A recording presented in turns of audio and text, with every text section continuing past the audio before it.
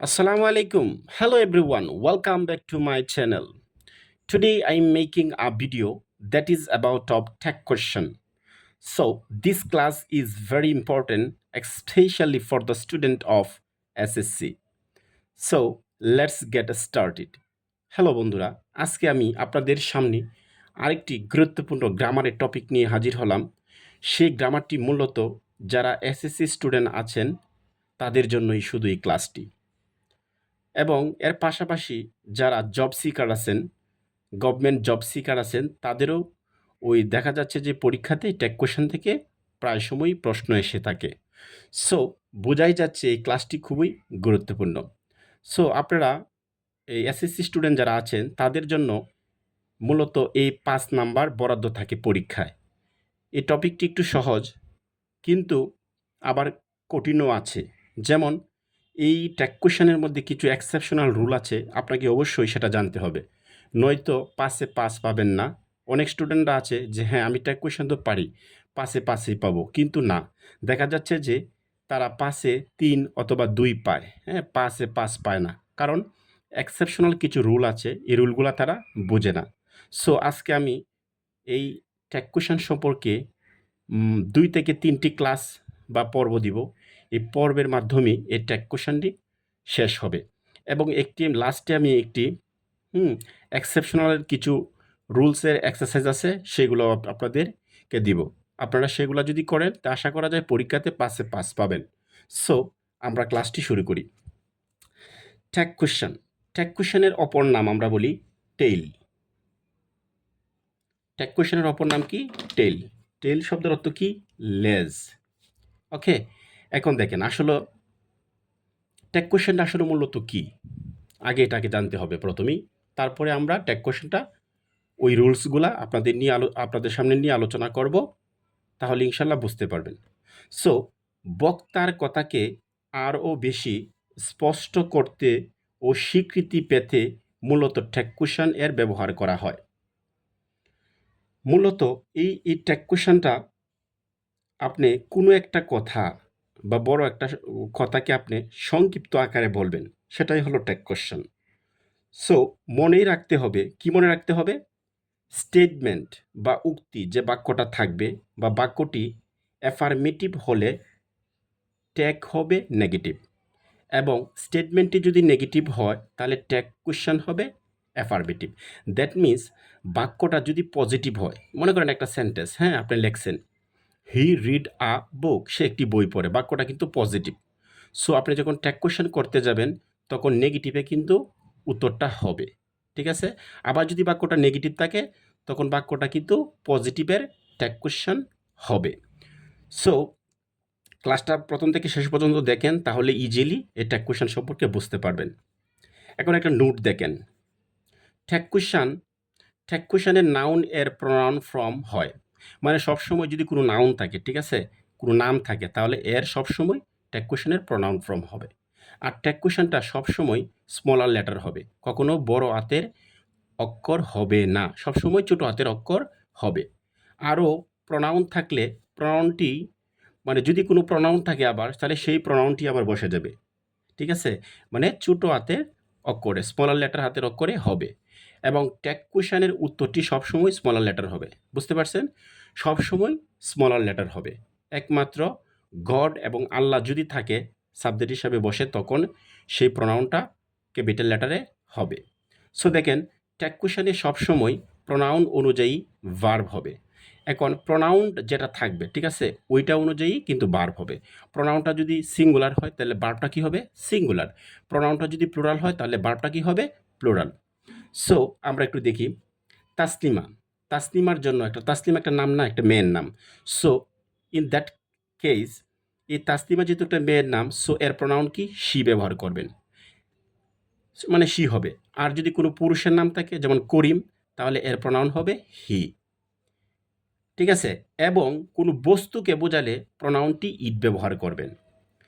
আচ্ছা, আর যদি প্রনাউন দে থাকে তাহলে দেই হবে, হ্যাঁ, এবং দে থাকে, শি থাকে, ইট থাকে, হি থাকে, এগুলা কোনো পরিবর্তন হবে না, সেম প্রনাউনটা বসে যাবে, শুধু স্মলার লেটার হাতের অক্ষরটা হবে, এতটুকু মনে রাখলেই চলবে। দ্যাট মিন্স প্রনাউন থাকলে প্রনাউনই হবে। বুঝতে পারছেন? একটা উদাহরণ দেখেন, ভিজ মানে উদাহরণ। Taslima will go to the market. Taslima কি করবে? মার্কেটে যাবে। দেখেন তো বাক্যটা কি পজিটিভ না? দ্যাট মিন্স বাক্যটা কি অ্যাফার্মেটিভ সেন্টেন্স না? হ্যাঁ, অ্যাফার্মেটিভ সেন্টেন্স। এখানে সাবজেক্ট কোনটা? তাসলিমা। ভার্ব কোনটা? উইল।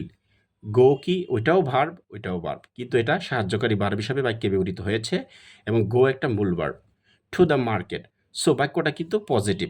আপনাকে ফার্স্ট অফ অল আপনাকে আইডেন্টিফাই করতে হবে সাবজেক্ট এবং ভার্ব, এবং দেখবেন ওই জায়গায় কোনো নেগেটিভ কোনো রূপ আছে কিনা। বাক্যের মধ্যে অনেক সময় নট নেই, তবুও দেখবেন কিছু কিছু শব্দ আছে এগুলো নেগেটিভ অর্থে ব্যবহার করা হয়, যেমন লিটল, ফিউ, ঠিক আছে, এবং হার্ডলি, রেয়ারলি, বেয়ারলি, স্কার্সলি, এই শব্দগুলো কিন্তু সেলডম নেগেটিভ ওয়ার্ড। সো এইগুলা থাকলে ভাববেন আপনার সেন্টেন্সটা কি নেগেটিভ আছে। সো আমরা এটি করি, আলটিমেটলি এটি সেন্টেন্সটা আমরা করি, Taslima will go to the market. তাহলে উইল আছে, উইলের একটা নেগেটিভ ফর্ম আছে, সেটা কি? ওন্ড। উইলের একটা নেগেটিভ ফর্ম কি? ওন্ড। তাহলে কি হবে? Won't she. Won't she, answer কি? এই যে ওন্ড শি। এখন দেখেন এই যে মানে সাহায্যকারী ভার্বের যে নেগেটিভ রূপগুলো আছে, হ্যাঁ, এগুলা কিন্তু আমি দিয়েছি পরবর্তী ক্লাসে বা পরবর্তী পৃষ্ঠায় আমি এটি লিখে দিয়েছি, এগুলো আপনারা সুন্দর করে বুঝতে পারবেন। আচ্ছা, আর একটা উদাহরণ দেখি, he has not finished the work. সে কাজটা কি করে নাই? শেষ করে নাই। দেখেন স্টেটমেন্টটা কিন্তু স্টেটমেন্ট, দ্যাট মিন্স উক্তিটা কিন্তু নেগেটিভ। সো আমাদের ট্যাকের আনসার হবে পজিটিভ। এখানে সাবজেক্ট হলো হি এবং ভার্ব হলো হ্যাজ। সো আনসার হবে হ্যাজ হি। এই যে দেখেন হ্যাজ হি, এবং একটা প্রশ্নবোধক চিহ্ন দিবে।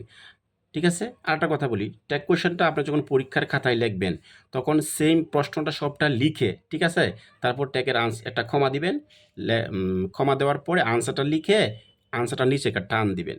এটা কিন্তু করতে হবে, একটা প্রশ্নবোধক চিহ্ন দিবেন। সো আরেকটু দেখেন একটা বিষয়, যে ইম্পারেটিভ সেন্টেন্স হলে ট্যাগ কোয়েশ্চেনটি হবে উইল ইউ।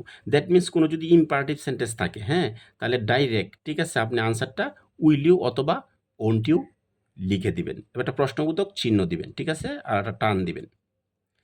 কিন্তু লেট অ্যাপোস্ট্রফি শেষ, লেট আস থাকলে সবসময় শ্যাল উই। দ্যাট মিন্স যদি লেট আস অথবা লেট অ্যাপোস্ট্রফি শেষ, এগুলো কিন্তু ইম্পারেটিভের লক্ষণ, ঠিক আছে, ইম্পারেটিভ সেন্টেন্সের লক্ষণ। সো এইগুলা থাকলে একটু ব্যতিক্রম, আপনি সবসময় let apostrophe S plus let us থাকলে সবসময় আনসার দিবেন শ্যাল উই এবং প্রশ্নবোধক চিহ্ন, ঠিক আছে। আচ্ছা দেখেন, ইম্পারেটিভ সেন্টেন্সটির মূলত মূল ভার্ব দ্বারা স্টার্ট হয়। এখন প্রশ্ন হলো যে ইম্পারেটিভ সেন্টেন্স কাকে বলে? ইম্পারেটিভ সেন্টেন্স হলো যে সেন্টেন্স দ্বারা আদেশ, নিষেধ, অনুরোধ ইত্যাদি বোঝায় তাকে ইম্পারেটিভ সেন্টেন্স বলে। সো আমরা যদি সহজভাবে বলি ইম্পারেটিভ সেন্টেন্সটি, তাহলে একটু ফলো করেন। ইম্পারেটিভ সেন্টেন্স চেনার উপায়: এক, প্রথমেই মূল ভার্ব দ্বারা সেন্টেন্সটি স্টার্ট হবে। যদি কোনো সেন্টেন্স মূল ভার্ব দ্বারা স্টার্ট হয়, আপনি ধরে নেবেন সেন্টেন্সটা অবশ্যই ইম্পারেটিভ সেন্টেন্স। সো আপনাকে আনসার সবসময় যদি ইম্পারেটিভ সেন্টেন্স হয়, তাহলে আপনি উইল ইউ অথবা ওন্ট ইউ ব্যবহার করবেন, তাহলে আনসার হয়ে যাবে। এবং আরেকটা দেখেন, ইম্পারেটিভ সেন্টেন্সটা মূলত please, always, kindly, never, let ইত্যাদি দ্বারাও কিন্তু স্টার্ট হতে পারে, ঠিক আছে। তো অতিরিক্ত সৃষ্টতা, ভদ্রতা প্রকাশ করার জন্য ইম্পারেটিভ সেন্টেন্সের আগে প্লিজ, অলওয়েজ, কাইন্ডলি এই শব্দগুলো ব্যবহার করা হয় যাতে সেন্টেন্সটা সুন্দর হয়, ঠিক আছে। তখন এগুলোর কিন্তু কাজ থাকে না কোনো, এরপরে দেখবেন একটা মূল ভার্ব থাকবে, ঠিক আছে। সো মূল ভার্ব আপনি বুঝতেই পারছেন এটা ইম্পারেটিভ সেন্টেন্স, তখন ডাইরেক্ট আনসার উইল ইউ ব্যবহার করে দিবেন। যদি লেট থাকে তাহলেও কিন্তু আনসার উইল ইউ হবে বা ওন্ট ইউ হবে। যদি লেটের পরে আস থাকে তখন ভিন্ন হয়ে যাবে, শ্যাল উই অথবা শ্যাল উই হয়ে যাবে, এটা মুখস্থ। এখানে দেখেন, লেট অ্যাপোস্ট্রফি শেষ অথবা লেটাস দ্বারা স্টার্ট হবে। যদি এটি দ্বারা স্টার্ট হয় তাহলে ডিরেক্টলি আনসার আপনি লিখে দিবেন শ্যাল উই। ভিজ, উদাহরণ দেখেন, ডো দ্য ওয়ার্ক, এই বাক্যটা কি ইম্পারেটিভ সেন্টেন্স না? দেখেন মূল ভার্ব দ্বারা কিন্তু সেন্টেন্সটা স্টার্ট হয়েছে, ঠিক আছে। সো এটা হলো আনসার হবে উইল ইউ অথবা ওন্ট ইউ ব্যবহার করবেন। আরটা দেখেন, ভার্ব এর অবজেক্ট থাকলে, দ্যাট মিন্স ইউ থাকলে, ট্যাগ কোয়েশ্চনটি হবে ডোন্ট আই অথবা উই। এটার মানে কি? দেখেন, ভার্বের অবজেক্ট, এটা একটু ব্যতিক্রম, হ্যাঁ। ভার্বের অবজেক্ট থাকলে, দ্যাট মিন্স ইউ থাকলে, ট্যাগ কোয়েশ্চন হবে ডোন্ট আই। কীরকম? দেখেন, উইশ ইউ হ্যাপি, মানে তুমি সুখী হও। দেখেন এই যে একটা ভার্ব উইশ, ঠিক আছে, এরপরে দেখেন একটা ইউ আছে।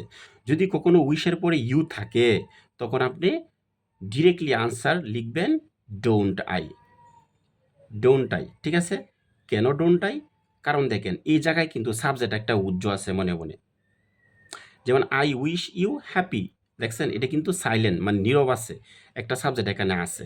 সো আপনি সবসময় মনে রাখবেন যে উইশের পরে, হ্যাঁ, ভার্বের পরে যদি একটা কি থাকে, ইউ থাকে, তখন ডোন্ট আই আনসার হবে, ঠিক আছে? আরেকটা দেখেন, যদি থ্যাংক ইউ থাকে তাহলে কি আনসার দিবেন? থ্যাংক ইউ থাকলেও আনসার দিবেন ডোন্ট আই অথবা উই। কারণ থ্যাংক ইউ যদি বলেন, আপনি যদি বলেন এটা তো ইম্পারেটিভ সেন্টেন্স, মূল থ্যাংক ইউ মূল ভার্ব দ্বারা স্টার্ট হয়েছে, কিন্তু হবে না, কারণ এই জায়গায় যে একটা একটা যা ইয়া আছে, আপনার অবজেক্ট আছে, দেখছেন ইউ আছে। সো এখানে মনে মনে একটা সাবজেক্ট থাকবে আই থ্যাংক ইউ, ঠিক আছে? তখন যদি আই এখানে ধরেন অথবা উই ধরেন, তখন আনসার হবে ডোন্ট আই অথবা উই। বুঝতে পারছেন? আচ্ছা, যদি বলি থ্যাংক দেম, ঠিক আছে? যদি বলি থ্যাংক দেম, তখন কিন্তু ইউ নাই এখানে, দেখছেন? এই যে মূল ভার্বের পরে কিন্তু এই ইউ নেই। সো এটা আনসার ইম্পারেটিভ সেন্টেন্সে, তখন উইল ইউ আনসার হবে, ঠিক আছে? বুঝতে পারছেন? আচ্ছা, পরে দেখেন, যদি সাবজেক্ট হিসাবে here, there, one, this, that, thus, those, it ইত্যাদি থাকে, তাহলে টেক কোয়েশনটি এইগুলি সাবজেক্ট হিসাবে ব্যবহৃত হবে বা বসবে। যদি টেক কোয়েশনের সাবজেক্টটা, হ্যাঁ, ভার্বের আগে তো এগুলা যদি থাকে, মূল ভার্বের অথবা ভার্বের আগে যদি এগুলা সাবজেক্ট হিসাবে বাক্যে ব্যবহৃত হয়, তখন টেক কোয়েশন করতে গেলে আপনি কি করবেন? সেম এই সাবজেক্টগুলো আবার টেক কোয়েশনের আনসারে লিখে দেবেন। সো আমরা একটু পরবর্তী পৃষ্ঠায় যাই।